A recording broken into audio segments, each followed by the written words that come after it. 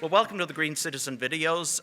This is another season of those at Seneca College. My name is Bill Humber. It's my real pleasure to have John Sewell as our guest to talk about some issues around urban development and really the implications of those for the environment and things of that sort. And John, I know you're a strong proponent of better cities, of denser cities, of cities with variety, cities where people want to be. I guess that's maybe the best way of putting it.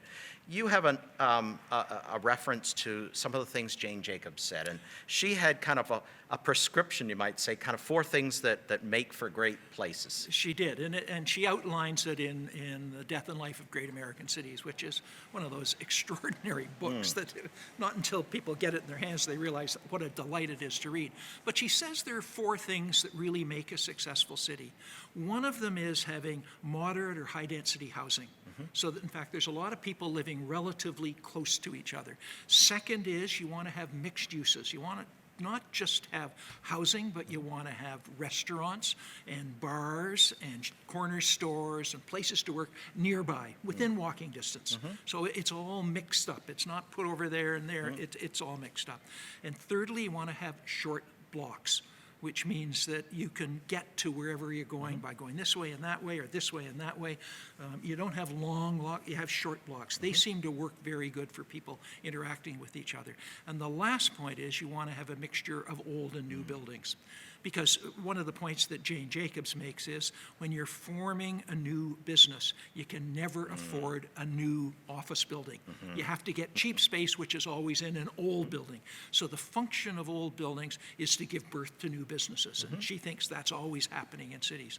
So that mix of people and people running into each other by chance and saying, hey, how are you doing today? And oh, by the way, I ran into so all that leads to innovation and real interest in it. Feels like the city's a real place. So those 4 points I think are good ones.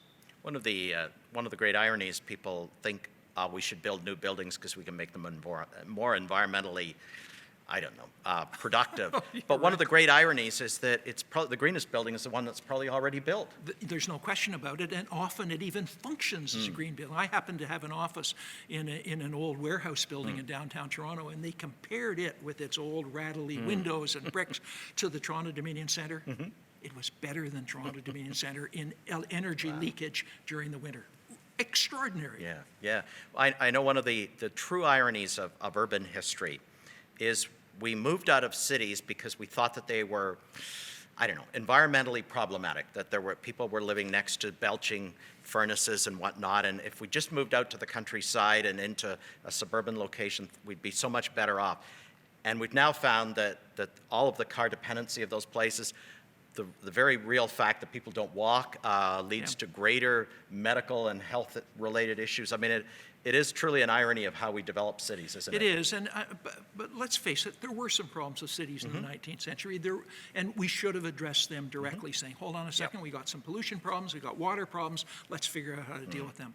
But this notion that what you want to do is go to a more sterile space, I don't think that's what we want. I think we want a space that really is social in nature, where we're always dealing with other people, some of whom we know, some of whom we don't know. I think as human beings, most of us like that a lot. And so we should be trying to make sure that our cities are designed to encourage that, not to discourage it. I mean, let's face it, one of the reasons most of us like to go to work is because we're running into people and seeing them.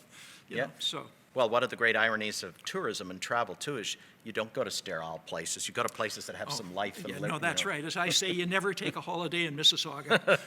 You never do. It is an opportunity we have now, and you've talked and you've dealt with the development industry over many years, and we tend to paint it in a particular way. I think you're a large proponent, though, that we should be telling the development industry what we want, and the smarter ones will conform to those kinds of ideas and visions if we put that on the table. I agree with that very much. The development industry is caught in a position where what they did last time is the way they're going to be judged by a bank as to what they do next. And so a bank knows, hey, they're good at doing suburban development, we'll loan them some money for that. But if they try and do something different, the bank sort of says, don't know how to approve it. But if we actually set some new rules and say, sorry, industry, here's the kind of thing we want, Now, there's a lead time on this, obviously. Yep. But if you do that, I think the industry will respond. We found that in the city of Toronto, where, in fact, we were saying we don't like as much high-rise as we're getting. This is in the 1970s. We want stuff that fits in better with existing communities and changes existing communities in a gradual kind of way. Guess what? The developers responded. Yeah. So I think you're right. It's a matter of setting the rules, and there's always going to be a delay thing because the developers bought some land to do this with it, and so it might take 5 years. But if you're really clear and set it, I think, in fact, you can accomplish a different kind of urban form. Just to kind of conclude, the word resilience is used a lot with urban areas now, and I think it's fair to say that mixed use, different kind of construction, different kind of places, different kind of ages and places, allows for greater resilience. How are our suburbs, how are our new developed places going to hold up during some of the climate changes we're going to see? Well, I think there's going to be big problems. If you're relying on the car as a way to get around, there's a number of problems. One, point was made earlier in the day that aging means a lot of people aren't driving. Right. But there's also the greenhouse gas stuff. So we've got to build forms that really are more resilient. You know, we aren't doing well with all these condos we're building because we're building small spaces that are very, very hard to change within a condo. And that's not resilient. Resilient means you've got space that's easy to manipulate. Yep. And that's the one nice thing about houses. You know, you can use it as a house for a single family or for two families, or a couple of rooming, and so forth. You can really, and even change a bit into a shop of some sort. So we've got to start looking at buildings in that way, that they're easy to modify, easy to use for different purposes. Well, and we're even now with our infrastructure moving towards recognizing the environment can help us in terms of some of those water storage issues. No question about that. Trees as air conditioning, you know, as replacement for air conditioning. I mean, Yeah. talk about that if you. Well, for it's a few amazing that seconds. it's taken us so long Yeah. to realize that nature can be our friend, Yes, but we yes. got to be friendly toward it. Right. We can't dominate it. We have to figure out how to use it very well. And certainly just the simple notion of the extraordinary function that trees play. I mean, we all know if you can actually have a tree in front of your house is going to be cooler in the Yep. summer. And the irony is it raises the value of the house Yeah, too. yeah, You know, yeah. it's So just- and working clearly with water and sewage in ways that doesn't rely always on great big septic systems or big water systems, but usually locally. Same with power. I think all of that is a real step in the right direction, and the sooner we get there, the better. I think solar power is, yes, another example of small systems.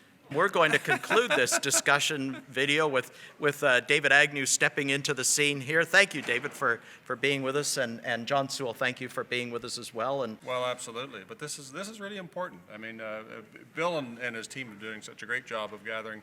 Now, what are we in our fifth year. fifth year? Yeah. Literally hundreds of students have been exposed to this day. This is reading week. You know, they don't have to be here. They could be doing a Wow. thousand other things. But they come here and they listen, they learn, they engage, and go away from it green citizens. Well, I hope I've been helpful in that regard. Thank you very much, John. Thanks, you. David. Thank And you. thank you very much.